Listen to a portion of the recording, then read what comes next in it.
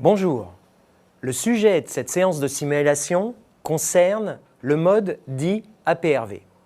Vous vous rappelez, c'est un mode à deux niveaux de pression, assez proche du mode pression assistée contrôlée que vous avez déjà vu, mais dont les finesses de fonctionnement, en particulier sur la synchronisation, la capacité de trigger inspiratoire, est différente de la pression assistée contrôlée.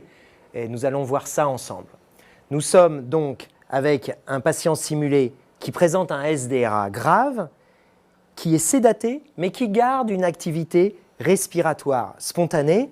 Et on va regarder sur l'écran de contrôle du simulateur et se concentrer sur la première ligne qui représente ce qu'on appelle la pression muscle. C'est la pression générée par les muscles respiratoires de notre patient qui, bien qu'il est sédaté, garde cette activité. Et vous voyez, on a réglé une certaine amplitude, une certaine fréquence pour cette respiration spontanée. On va, au cours de cette séance, voir ensemble les conséquences du réglage du ventilateur sur le volume généré pendant la ventilation par notre patient qui a cette activité spontanée. Vous vous rappelez, au cours du SDRA, le volume courant est un objectif fondamental. Un volume courant trop important peut générer des lésions induites par la ventilation extrêmement délétères et on sait aujourd'hui qu'il faut maintenir le volume courant autour de 6 ml/kg de poids prédit qui dépend de la taille et du genre de votre patient. En l'occurrence, pour notre patient simulé, c'est autour de 400 ml qu'on doit contrôler notre volume courant. Alors pour comprendre tout ça, on va commencer par se mettre sur le ventilateur dans le mode pression assistée contrôlée qui s'appelle en l'occurrence BiPAP Assist et où on a réglé la FiO2 à 80% parce qu'il s'agit d'un SDRA très grave, une fréquence à 15 cycles par minute parce que le patient a une activité spontanée qui déclenche le ventilateur, une PIP, c'est-à-dire une pression basse à 15 cm d'eau et une pression haute à 30 cm d'eau qui est, je dirais, la pression haute à ne pas dépasser en cas de SDRA. Je valide mes réglages et on va essayer de comprendre et voir ensemble quelles sont les conséquences des réglages du ventilateur sur les volumes générés par notre patient. Vous vous rappelez, on est en pression assistée contrôlée, BiPAP Assist, on règle une pression, on surveille les volumes. Le volume, en l'occurrence, est affiché ici. Il est constamment et très régulièrement au-dessus de 600 ml et vous voyez qu'il est parfaitement régulier sur cette dernière courbe qui illustre le volume courant en fonction du temps. Ça se traduit par une ventilation minute très élevée, proche de 15 litres par minute. On est donc avec un volume courant excessif. On s'était fixé 400 ml à ne pas dépasser, on est à plus de 600 ml. On va faire courir un risque très important à notre patient de lésions induites par la ventilation dont on va payer le prix très rapidement sur l'évolution de la maladie de notre patient SDRA. On va voir maintenant ce qui se passe avec les mêmes réglages quand on passe de la pression assistée contrôlée au mode APRV. Je retourne dans les réglages de mon ventilateur, cette fois je choisis l'onglet APRV et je vais régler les paramètres de la même façon. La pipe reste à 15 cm d'eau, la pression haute à 30 cm d'eau. Je règle une fréquence respiratoire à 15. En fait, la petite subtilité, c'est que là, vous devez régler le temps haut. C'est le temps d'insufflation que je règle à 1 seconde et le temps bas à 3 secondes, ce qui fait un T-tot à 4 secondes et une fréquence, elle est affichée ici, à 15 par minute. Je ne change pas la FiO2, je valide. Et on va voir très rapidement, j'allais dire quasi immédiatement, les conséquences de ce changement de mode sur les volumes générés par notre patient, alors qu'on n'a rien changé à son niveau de sédation et donc à son niveau de ventilation spontanée, et qu'on n'a rien changé au réglage de PIP, de pression haute et de fréquence respiratoire.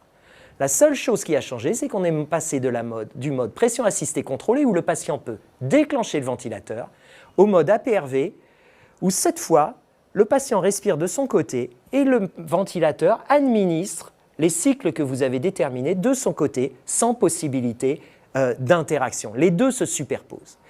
Vous voyez que la conséquence, c'est des volumes qui immédiatement sont beaucoup plus irréguliers. On passe d'un volume élevé à un volume beaucoup plus modeste, et ce de façon, j'allais dire, un peu anarchique. On est dans une forme de asynchronie que l'on accepte parce qu'encore une fois, on n'est pas dans le sevrage de la ventilation, mais à la phase aiguë du SDRA avec notre patient est sédaté qui peut parfaitement supporter cette variabilité, cette asynchronie, ces volumes courants qui changent d'un cycle sur l'autre.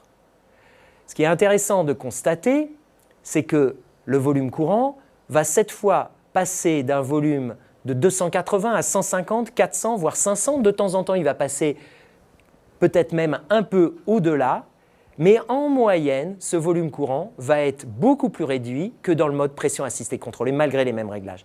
Et vous en avez la preuve ici, puisque la ventilation minute était de 15 litres, elle est maintenant de 11 litres par minute.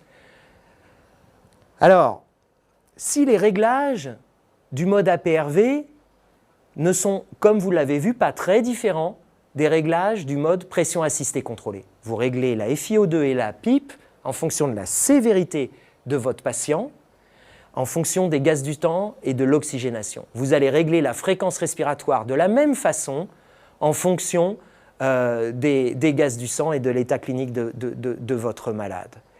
La différence principale entre l'APRV et la pression assistée contrôlée concerne le monitoring. Dans les deux cas, on est dans un mode en pression, il va falloir surveiller les volumes. Mais en APRV, on a un objectif de ventilation spontanée. On utilise ce mode parce qu'on souhaite que le malade ait une certaine activité respiratoire spontanée préservée, parce qu'il y a des données qui suggèrent que c'est absolument bénéfique pour la fonction diaphragmatique, pour diminuer la sédation, pour améliorer l'issue du sevrage. Alors, en pratique, vous avez sur le ventilateur la possibilité d'aller dans une page de monitoring spécifique qui s'appelle « Tendance » et qui va vous mettre en fonction du temps, et vous choisissez la plage de temps, ici elle est de 1 heure, la ventilation minute, la fréquence et les volumes courants.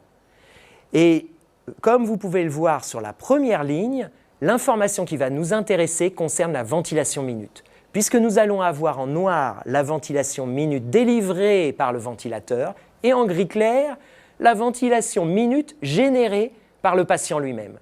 Et notre objectif est que cette ventilation spontanée générée par le patient en gris clair représente entre 30 et 50% approximativement bien sûr de la ventilation minute totale. Vous voyez qu'en fonction de cette représentation des tendances, vous allez pouvoir juger qu'il y a trop ou pas assez de ventilation spontanée. Alors quoi faire en fonction de ce monitoring? C'est finalement assez simple et on va voir ensemble quoi faire si le malade ne présente pas assez de ventilation spontanée, pas assez de gris clair sur les tendances. La première chose à regarder, son état de sédation. Peut-être est-il trop sédaté. Il faut le réveiller un peu, vous allez voir qu'il va augmenter naturellement sa quantité de ventilation spontanée. S'il est parfaitement sédaté, c'est-à-dire ni trop ni trop peu, peut-être que vous avez réglé trop de ventilation sur le ventilateur, qu'il est en alcalose respiratoire et que du coup, il ne respire pas assez. On diminue l'assistance du ventilateur en diminuant la fréquence des cycles machines. Vous allez voir, le malade va respirer davantage spontanément. Si on est maintenant dans la situation inverse, où le malade développe trop de ventilation spontanée, le risque est que vous perdiez le contrôle du volume courant, qui développe des volumes trop importants. À ce moment-là, de la même façon, vous devez l'examiner, regarder le niveau de sédation. S'il n'est pas assez sédaté, augmentez la sédation. S'il est parfaitement bien sédaté, la raison peut être une acidose métabolique naissante, une insuffisance rénale, un état de choc, une pneumonie. Il faut déterminer ce problème, le traiter, adapter le niveau de sédation, adapter les réglages, voire, dans certains cas, repasser dans un autre mode de ventilation. Pour terminer, vous allez voir s'incruster sur votre écran le monitoring 24 heures de tendance d'un vrai patient SDRA ventilé en APRV. Vous pouvez voir sur ce graphe que la quantité de ventilation spontanée sur la première ligne en gris clair est environ approximativement 50% de la ventilation minute totale. Il y a autant de gris clair que de noir, ce qui témoigne d'un réglage quasi optimal. Alors, pour conclure, rappelez-vous, le mode dit APRV est un mode à 2 niveaux de pression exactement comme la pression assistée contrôlée.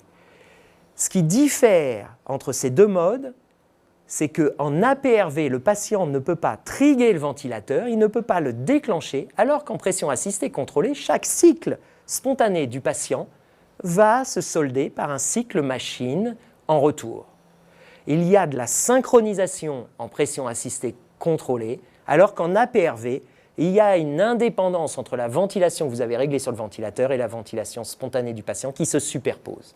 L'intérêt est un meilleur contrôle du volume courant, une meilleure variabilité et une préservation possible de cette activité respiratoire spontanée. Les réglages, vous vous souvenez, sont quasi identiques. Ils dépendent de la sévérité de vos patients et de son état clinique et des gaz du sang. Attention, la différence concerne le monitoring. En APRV et en pression assistée contrôlée, vous réglez une pression, vous allez surveiller les volumes. Mais en APRV, on va s'intéresser à la quantité de ventilation spontanée qui est notre objectif. On va se fixer un objectif de ventilation spontanée entre 30 et 50% en vérifiant bien que notre volume courant moyen, puisqu'il varie tout le temps, ne dépasse pas ou reste autour de notre objectif de volume courant calculé en fonction du poids prédit.